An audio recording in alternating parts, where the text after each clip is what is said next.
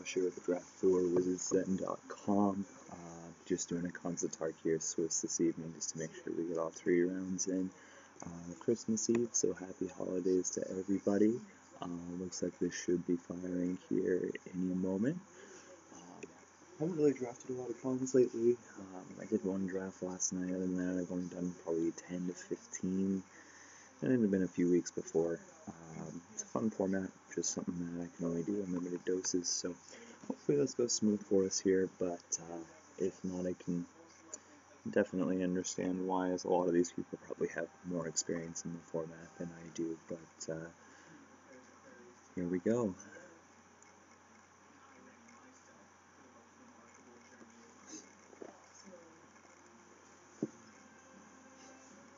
So we have a Tower Shell. Holding Outburst is fine, not really a first pick card by any means. It's a fine way to close a game. Debilitating Envy is a great remaining spell. Jeskai Elder is also very, very strong uncommon. Other than that, the pack's kind of uneventful. Throttle is a good removal spell, things of that nature. This gives us the opportunity to split into Tamir, Abzan, whereas this will put us into Sultai or Jeskai, both of which I do enjoy quite a bit. This guy's just so hard to swing through, though. I think we're going to start with the Tower Shell here.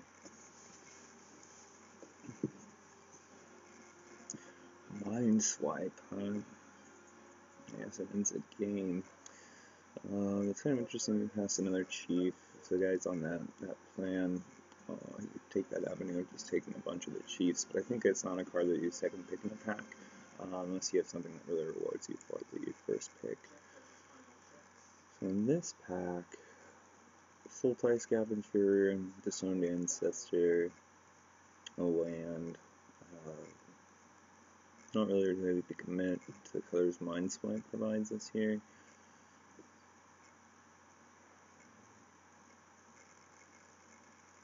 I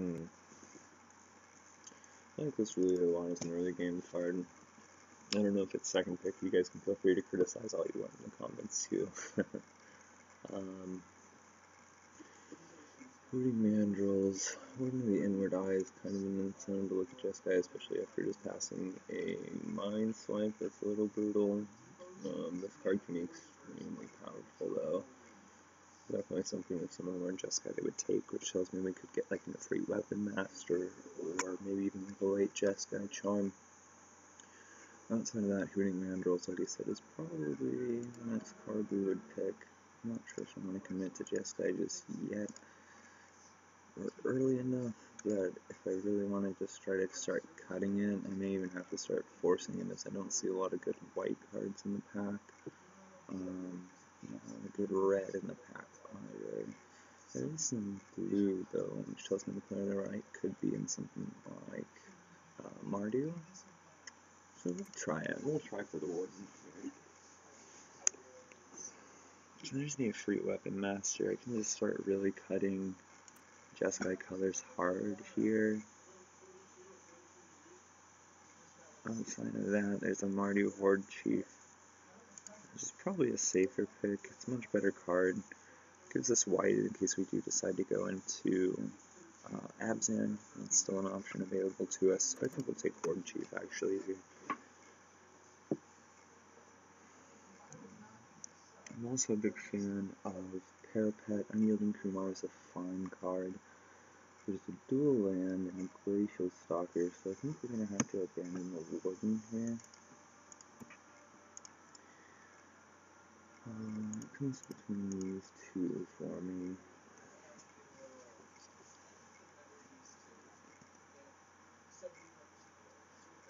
I like creatures I can attack with a lot. Parapet just doesn't quite do that for us here, so we'll try for Krumar. Looks like we might be shaping up into like an Abzan deck here. This is kind of an interesting pack for us here. Dragon Scale Boon's a fine card. We don't have anything with prowess, anything to trigger it. Awaken the Bear is a good card also, but it gets better if you have the prowess. So I think we're going to actually take the Jeskai Student. It's a fine 2-drop here. Another Jeskai student, or again the Dragon Skeleton. Windstorm could be a sideboard card here. Thus far, nothing to work with flyers.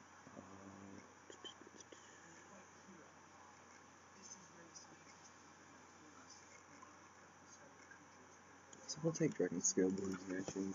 I'm going to try and hopefully get some creatures Outlast. Craft Essence is kind of worthless. Annealing Fremont we picked up one of. We'll happily take a land here. Wait, Throttle, that tells me black could be open. Maybe I'm just over prioritizing the card. Like I said, I don't have a ton of experience with the format, but removal is removal, and I feel like, you know, Lash of the Whip was good. It was the last experience I had with a card like this, so we'll try it.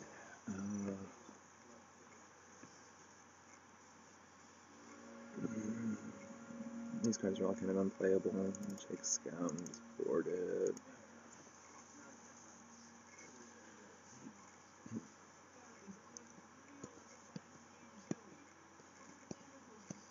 And I'll probably do the deck building portion in this video as well too, and then we'll just break it up for the rest here. Sage Eye Harrier I'm fine with as a morph creature, and the rest of the pack's kind of subpar for us here. Water Wheels is probably the strongest. I'm just move it to board.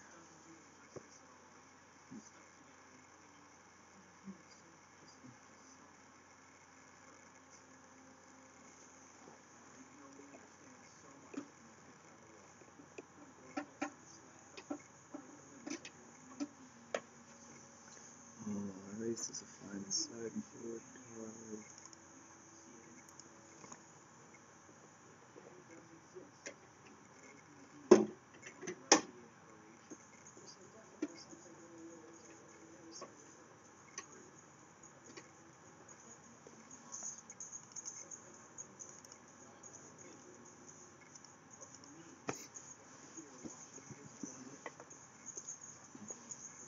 It's an okay first pack. I'd love to see like an Armament Corpse get opened here.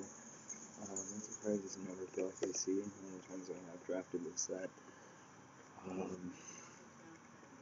than that, any of the gold cards really are fine. Bit of a poor pack for us here. I think there's two different routes we could take for our colors here. We see arguments for Become Immense. It's just an insanely good way to end the game, I feel like. Also the Nightblade. I mentioned I really want to get some of the Outlast guys. He does just that. Green isn't too open, which tells me I could be giving someone green, which might shut me out of the color, but Nightblade won't wheel, and that card is just really strong. Become Immense, of course, won't wheel either.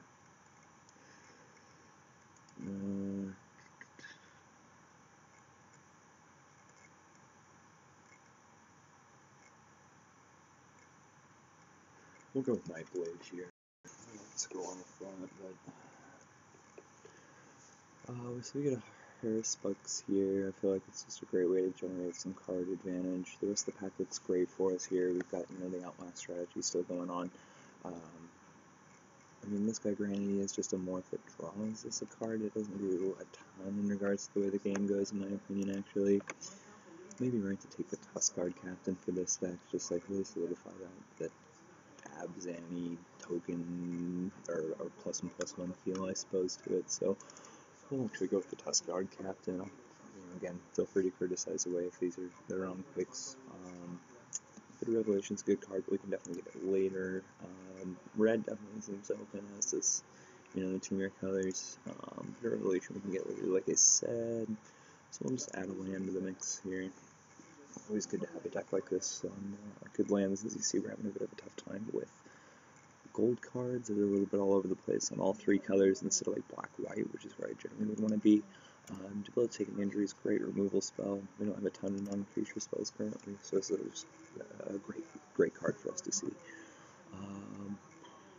Tamir Ascendancy, man, whoever's in Tamir is just having a grand old time there. We'll go with the current. Like I said, I have a lot of ways to deal with flyers, and that does just that. So far no big delve cards since we didn't end up taking that, so this is actually a fine addition to the deck as well.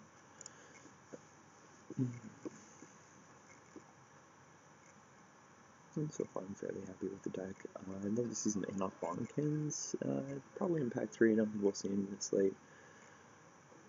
Other than that, I'm trying to think of what other, maybe the Flying one or the Lifelink one as well, of course. If we had an incremental growth to that, then we're really talking.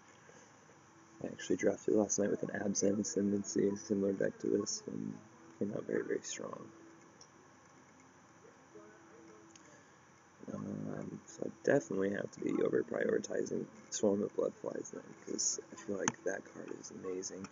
It already goes with the token theme that we have, or the +1/+1 theme we have going a little bit too. Granted, we only have the Death Touch and Trample, but it is kind of a neat little conjunction with those two, so you just assign the 1 point of damage and Trample for the rest. So, lets us be pretty aggressive, I feel like.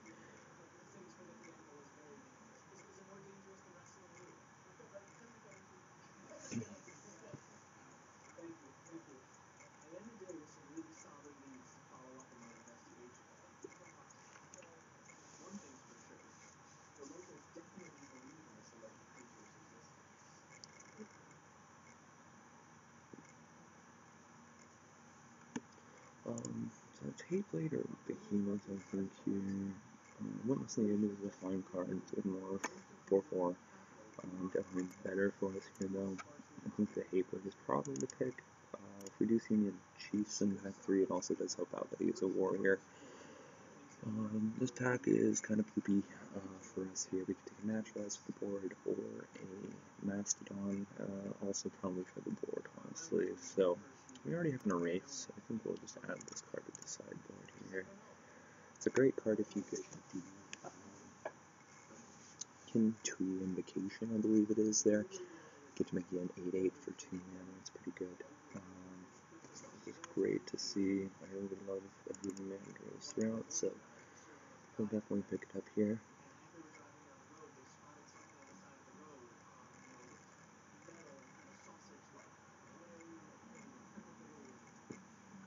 So I do feel like we're starting to branch more, like I said, more like an aggressive type build. So I'm going to actually take Awaken the Bear. It's a great way to push some damage through.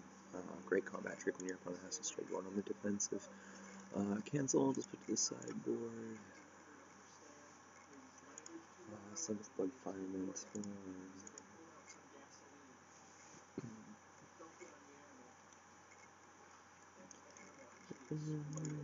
Bam.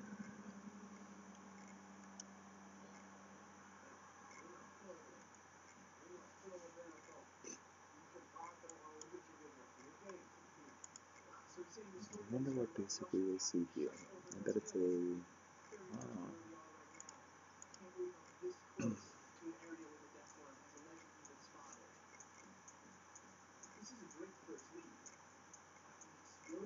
And up to our last pack. So far has been fine. Like I said, just the ones that are kind of lacking here. I feel like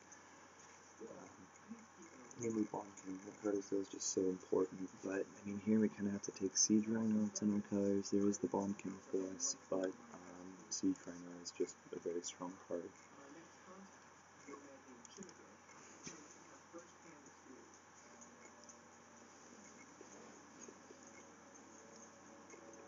Okay, we've done a fairly good job of sending this looking at Aaron Ramsey, so we could get some decent stuff here. This is kind of an interesting one to me to pick here. I don't think we want this. I don't think we want this. To me, the pick's kind of between Debilitating Injury, Heir to the Wilds, and Sheep of the Scale here. The +0/+1, I'm not a big fan of. Personally, if it was Edge, I would definitely be taking that card in the pack. So to me, it comes down between these two cards here, or I'm sorry, these two cards here, and I think I'm going to take the Heir to the Wilds. It's a good early aggressive creature. We love this deck as well. Once we get to Outlast, the Ferocious is pretty easy to trigger. We also have a couple of other creatures that do so already in Mandrills, Tower Shell, Siege Rhino. That's about it right now. I suppose we could always do a little trick if we wanted to, and just like the Awaken the Bear or something like that, or Dragon Scale Boom. But that won't come off very often, if at all, throughout this draft, I think.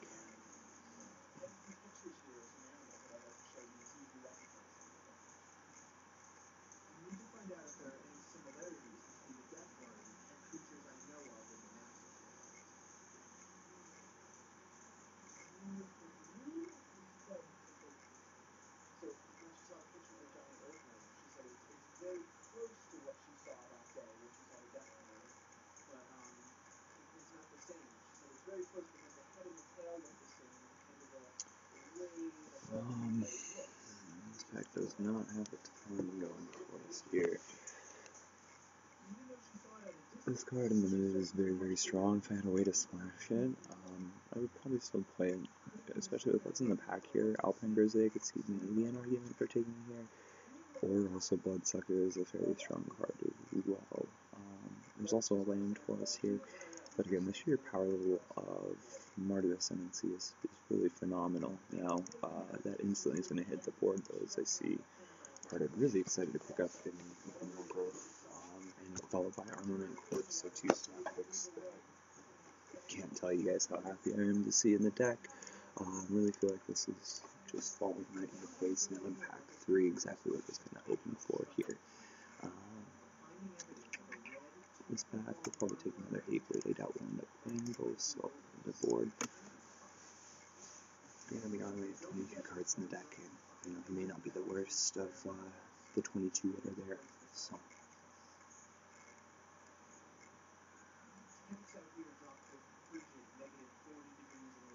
Having our opponent discard the card isn't great in the format, but you know, Marty's Golem is a 2 for 100. So.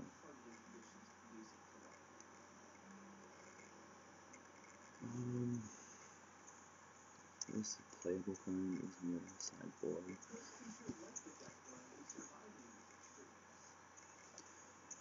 Wow. I've got to take the Debilitating Injury again. That's just such an insanely strong card, and especially if you see it that late in the pack. It tells me, you know, we may be the only, well, I wouldn't say the only Abzan drafter, but, you know, I definitely feel like a very strong deck, to say the least.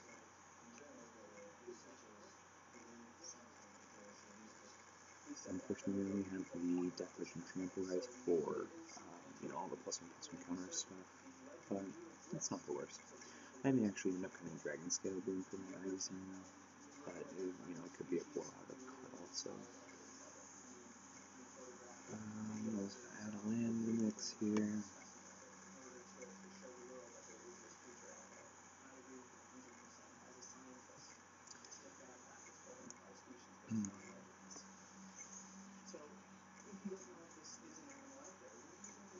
We're a little bit lacking in removal. I mean, we've got some removal on the 2 Debilitating Injuries. You know, also we've got the Throttle. That's about it, though.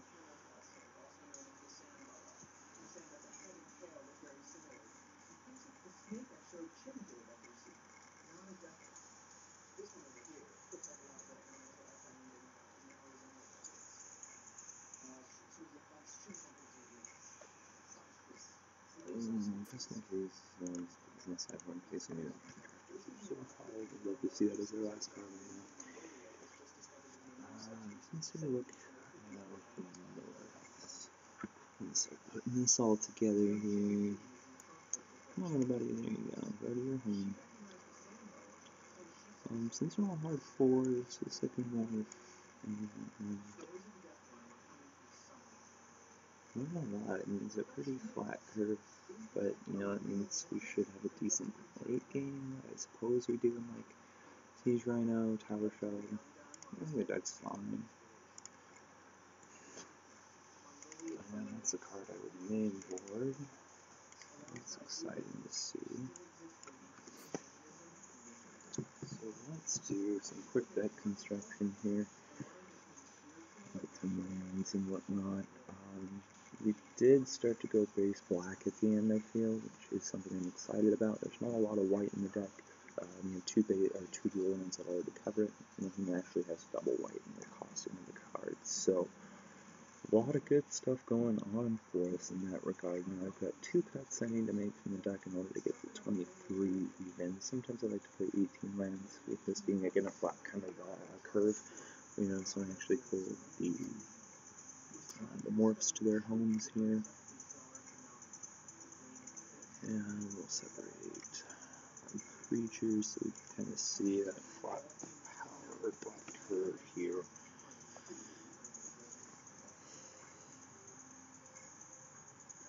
I think creatures is quite a few. The Skull Hunter I think is probably the first to go.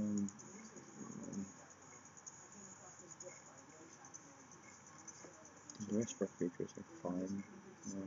For a non-creature spell, so Dragon from the Scale, I think it's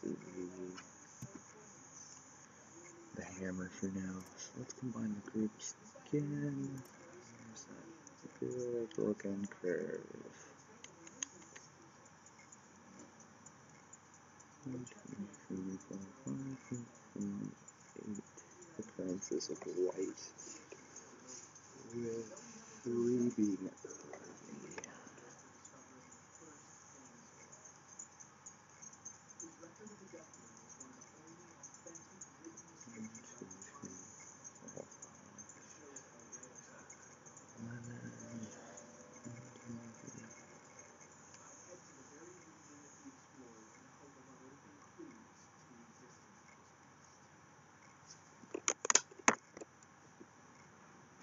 So let's see what Moto suggests.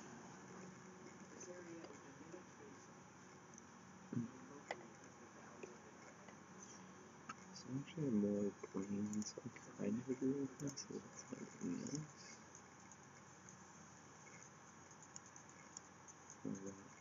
Just a hair and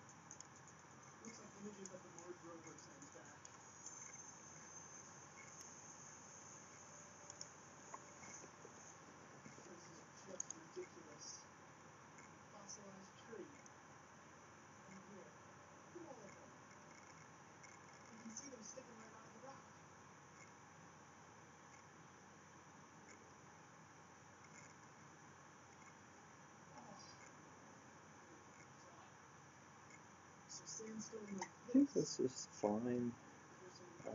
We really do want early black, half black, half green, and green would go there. I may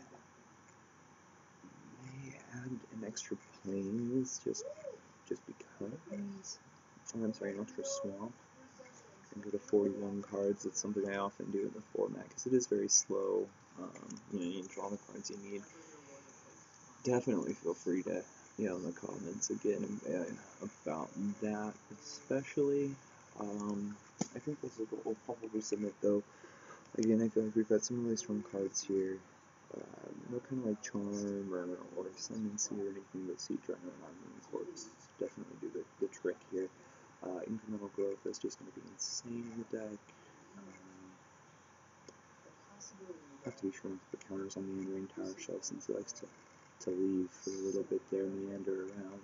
So, yeah, we'll go ahead and submit this deck and be back for round 1 shortly. Thanks for watching, guys.